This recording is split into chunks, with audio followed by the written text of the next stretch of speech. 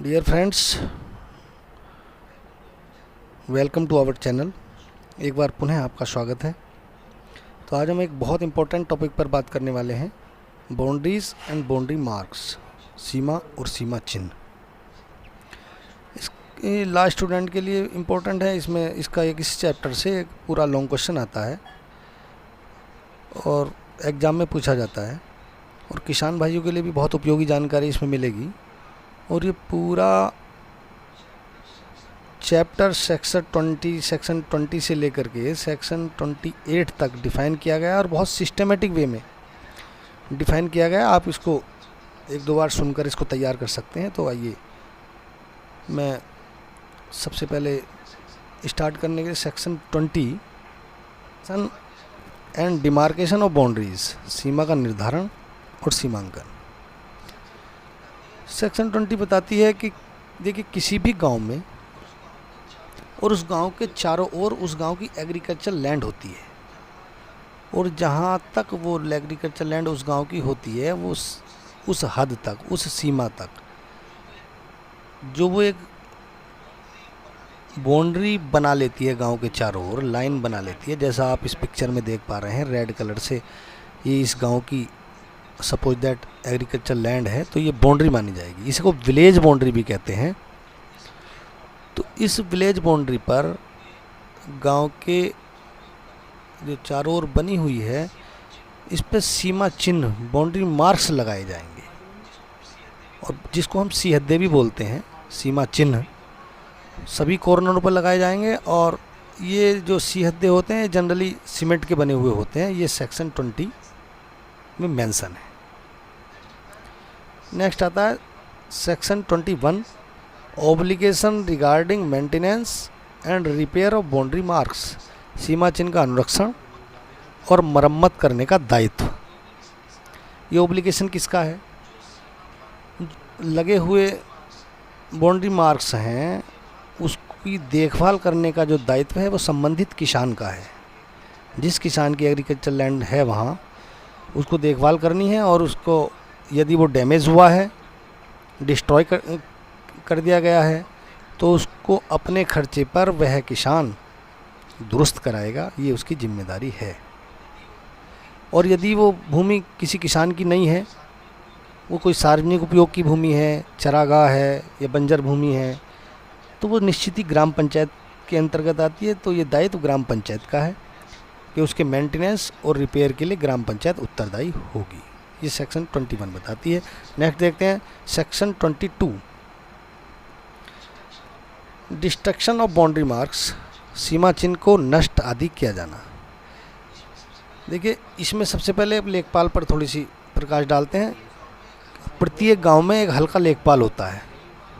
हालांकि लेखपाल एक से अधिक गांव पर भी हो सकता है, लेकिन जो लेखपाल जिस गांव का होता है उसका ये दायित्व होता है कि वो हर सन फसली में प्रत्येक वर्ष, और वर्ष में 3 बार, रबी, खरीफ और जायद तीनों फसलों में वो गांव में पड़ताल के लिए जाता है।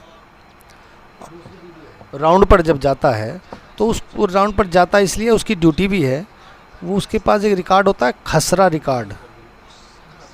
उस खसरा रिकॉर्ड में उससे प्रत्येक खेत की ये जांच करनी होती है, खेत में कौन सी फसल खड़ी है, और वो उस खसरे में मेंशन करता है, और वो रिकॉर्ड तहसील के रिकॉर्ड में प्रत्येक वर्ष का खसरा जमा किया जाता है।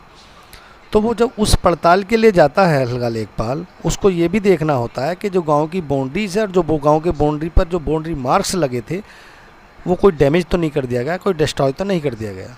यदि वो ऐसा देखता है कि उस किसी सीहद्दे को नष्ट कर दिया गया है या कोई क्षति पहुंचाई गई, तो वो उसकी रिपोर्ट नायब तहसीलदार को करने के लिए बाध्य है।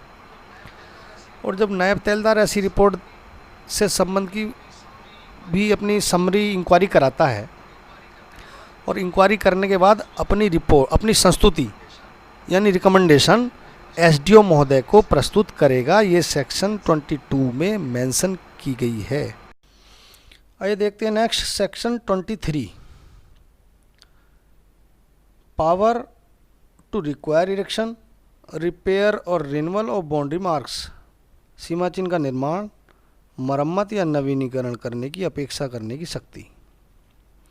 देखिए धारा 22 के अधीन जो रिकमेंडेशन नायब तहसीलदार ने किया है, जो संस्तुति दी है, तो उसको डिस्पोजल करने के लिए एसडीओ महोदय संबंधित किसान को या संबंधित ग्राम पंचायत को इस बात के लिए नोटिस दे सकते हैं कि उसका निर्माण या पुनर्स्थापन या मरम्मत जो डिस्ट्रॉय किया गया सीमा चिन्ह है उसको करे, और ऐसा करने की अपेक्षा भी रखेगा एसडीओ।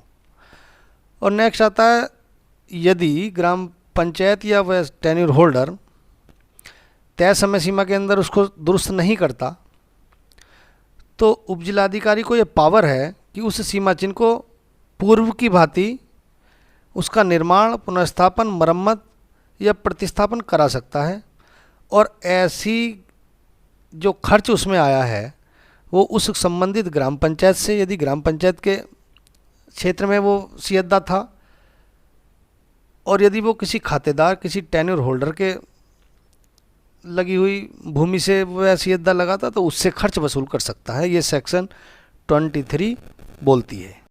आइए नेक्स्ट चलते हैं सेक्शन 24, डिस्प्यूट्स रिगार्डिंग बाउंड्रीज, सीमा संबंधी विवाद। इस section 24 actually land revenue act की धारा 41 के समतुल्य है, और इसे हम ठेबंदी की धारा भी कहते हैं। इस पर हमने एक डीपली अलग से वीडियो बनाई हुई है, जिसमें इसका प्रोसेस क्या है, कहाँ अप्रोच करना है, क्या डॉक्यूमेंट्स एप्लीकेशन के साथ फाइल करने होंगे, कौन अधिकारी मौके पर जाएंगे, क्या जांच करेंगे, क्या फ़ीस देनी होगी, ये सारे प्रोसेस अलग से वीडियो है। आप अगर उसको देखेंगे तो आप इसको डीपली आप समझ भी जाएंगे। तो अभी हम बात करते हैं सेक्शन 24 को। आप ऐसे समझिए कि ये दो फार्मर्स की खेती की भूमि के बीच का मामला है। दोनों के प्लॉट्स के बीच में जो मेंढ या डोल बनी होती है उसको किसी एक ने डैमेज कर दिया है, अर्थात डोल को तोड़कर अपने खेत में मिला लिया है। तो निश्चित सी बात है कि उनमें विवाद होगा, और इस विवादित मामले में एसडीओ स्वमोटो भी या एग्री फार्मर के प्रार्थना पत्र पर समरी इंक्वायरी करा सकते हैं, और समरी इंक्वायरी कराने के बाद उसको मेंढ को पूर्व की भांति लगवाएंगे और सही व्यक्ति को पोजीशन या कब्जा दिला देंगे। ऐसा करने के लिए एसडीओ महोदय बल का प्रयोग भी कर सकता है। और दूसरी बात इसमें इम्पोर्टेंट ये आती है, यदि मामला इस प्रकार का है कि किसी किसान द्वारा कोई ऐसा प्रार्थना पत्र दिया गया है, या उसने ये कहा है जो फर्द खतौनी में जो उसकी भूमि है वो अधिक है और मौके पर उसके पास भूमि कम है, ऐसा सूट अगर किसी एग्री पार्टी द्वारा फाइल किया गया है, तो सभी पक्षों को सुनकर जैसा उचित समझे एसडीओ महोदय ऑर्डर पास कर सकते हैं, और ऑर्डर के मुताबिक पोजीशन या कब्जा उस पार्टी को दिलाएंगे। और ये सारी प्रोसीडिंग आवेदन देने के दिनांक से 30 दिन के अंदर ये समाप्त करनी होगी। ये ऐसा सेक्शन 24 में मेंशन है। नेक्स्ट आते हैं, एसडीओ उपजिलाधिकारी के आदेश से कोई पार्टी अगर संतुष्ट नहीं है तो एग्रीड पार्टी कमिश्नर की कोर्ट में 30 दिन के अंदर, ये ध्यान रखने वाली बात है, 30 दिन के अंदर अपील कर सकती है, और कमिश्नर जो ऑर्डर पास करेंगे वो ऑर्डर अंतिम होगा, उसकी कहीं फिर अपील बाहर नहीं होगी। This will be final. Next बात करते हैं हम section 25, rights of way and other easements, मार्गाधिकार और अन्य सुखाचार। इसमें देखिए प्रत्येक भूखंड पर, प्रत्येक खेत पर, प्रत्येक चक पर रास्ता देने की या रोड देने की जिम्मेदारी गवर्नमेंट की है। प्रत्येक चक पर जो रोड जाती है उसे चक रोड भी बोलते हैं गांव की भाषा में। और यदि उस चक रोड पर किसी ने कोई अवैध अतिक्रमण कर लिया है, किसी व्यक्ति ने उसको काट करके छोटा कर दिया है, तो ये पावर तहसीलदार को है कि वो ऐसा आदेश दे सकता है, उसको दुरुस्त उस अवरोध को हटाने के लिए निर्देश दे सकता है, और ऐसा प्रयोजन करने के लिए वो बल का प्रयोग कर सकता है। और इसमें एक बड़ी बात यह है कि अवरोध हटाने में जो लागत खर्चा आया उसकी वसूली भी कर सकता है। ये पावर तहसीलदार को धारा 25 में दी गई है। और धारा 26 भी इसी से रिलेटेड है, रिमूवल ऑफ ऑब्स्टेकल, अवरोध को हटाया जाना।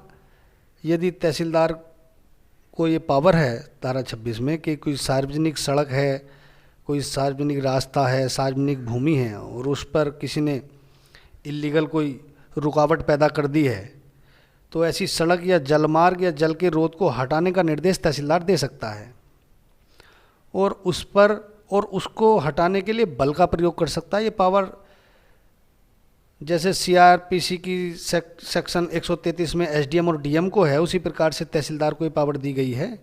या एडमिनिस्ट्रेटिव पावर का प्रयोग तहसीलदार कर सकता है और इसको हटाने में जो खर्च आएगा उस खर्चे को भी वसूली कर सकता है तहसीलदार। ये सेक्शन 26 में मेंशन है ये बात।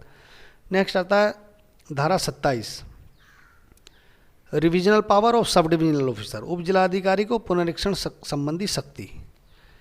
देखिए, उप जिलाधिकारी को धारा 25 और धारा 26 में जो तहसीलदार द्वारा आदेश पारित किया गया है उसके अगेंस्ट या तो स्वमोटो भी और किसी एग्री पार्टी के प्रार्थना पत्र पर भी उस रिकॉर्ड को तलब करके और दोनों पक्षों को सुन करके उसमें जैसा उचित समझे वो आदेश पारित कर सकता है। ये धारा 27 में मेंशन है। और ये सारी कार्रवाई 30 दिन के अवधि में समाप्त करनी होती है। प्रार्थना पत्र देने से 30 दिन के अंदर ये पूरी कार्रवाई समाप्त होनी होती है। नेक्स्ट चलते हैं सेक्शन 28, धारा 28 ये बोलती है कि यदि कोई ऑर्डर धारा 25, धारा 26 या धारा 27 में दिया गया है और कोई पार्टी उससे असंतुष्ट है तो वो एग्री पार्टी सिविल कोर्ट में सूट फाइल कर सकती है। उसको डिबार नहीं किया गया है, ये इस धारा की सेक्शन 28 बताती है। तो मैं समझता हूँ ये आज का पूरा टॉपिक आपको क्लियर हो गया होगा। तो thank you for watching the video. Please like, comments and subscribe. Thank you so much.